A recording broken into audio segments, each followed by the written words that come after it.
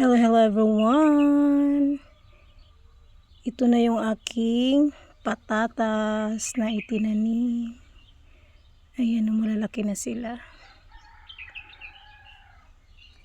Yung maliliit na patatas, ilagay ko dito para tumubo siya. Ayan po. Ayan, marami-rami din to. Yun. May maliliit pa. Hindi sila sabay. Ito malaki na. Oh. Ito nakahiga na yung isa. Yan ang aking mga patatas. Dito ko siya nilagay.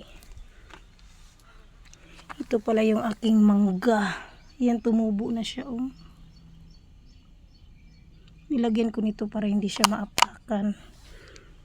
Kasi maliit pa siya. Ito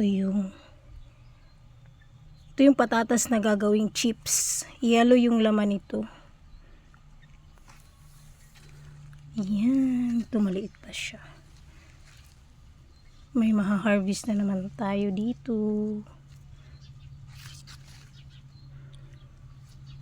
Sobrang liit lang to. Ganito kaliit to. Tapos nilagay ko siya sa lupa. Ayan, tumubo na siya.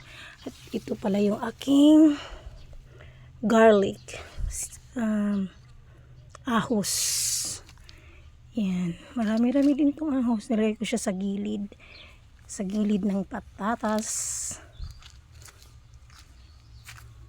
Ito, marami siyang steam. Sa isang patatas. O marami siyang steam na tumutubo.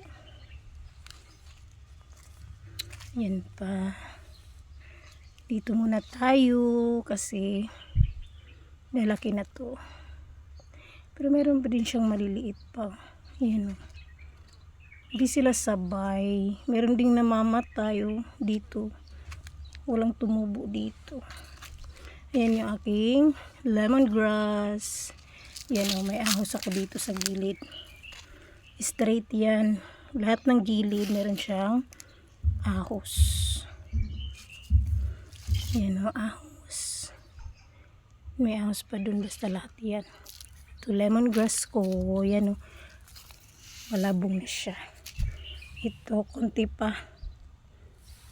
Yan pa yung isang lemongrass ko.